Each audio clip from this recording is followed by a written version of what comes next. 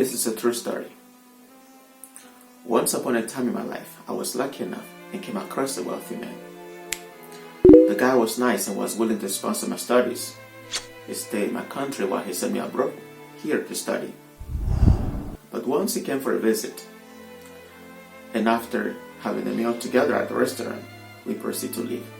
There we came to a bus stop, and still not believing what I was seeing, he reached his pocket and got 2 coins, putting one in his hand and the other one in mine. Then we got in. I was stuck and frozen in my mind for a while, wondering, why somebody who can afford even a private jet and is spending tens of thousands of dollars in a stranger every year would not be driving his own car or get a taxi, but instead choosing to ride a bus. I didn't get it then, but later got to understand. You see, before we, the poor, begin to look into the life of the rich and desire to be like them, there are 2 questions we need to ask ourselves. As human beings, what do we need for a living? And what is the purpose of money? One question is the answer to another. I don't know about you, but where I come from, people don't believe or practice financial management.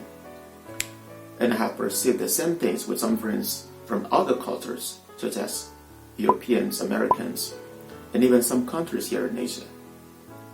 It is always the same old story. Get a good job, make some money, live a good life, where expenses will start to grow. In other words, increase your lifestyle as your finances also get better. Living here in China more than a decade, I have learned 2 things watching these people: hard work and frugal lifestyle. And this I also have taken to be part of me.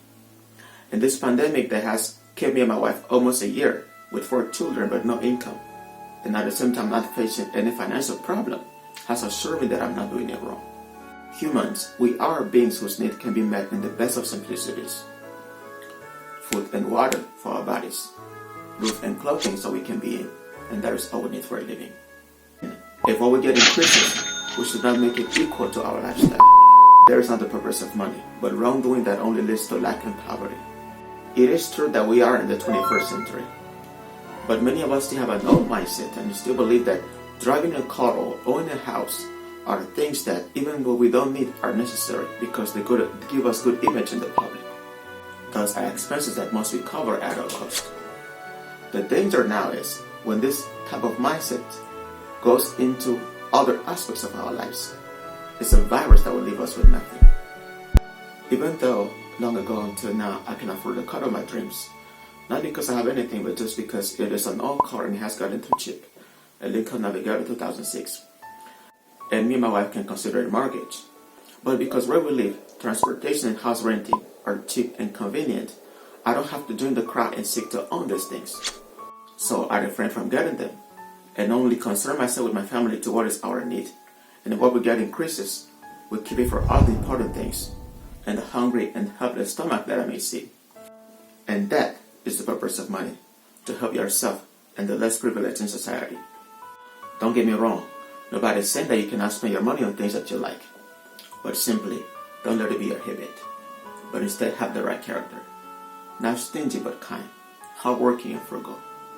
That is the secret for a stable financial life.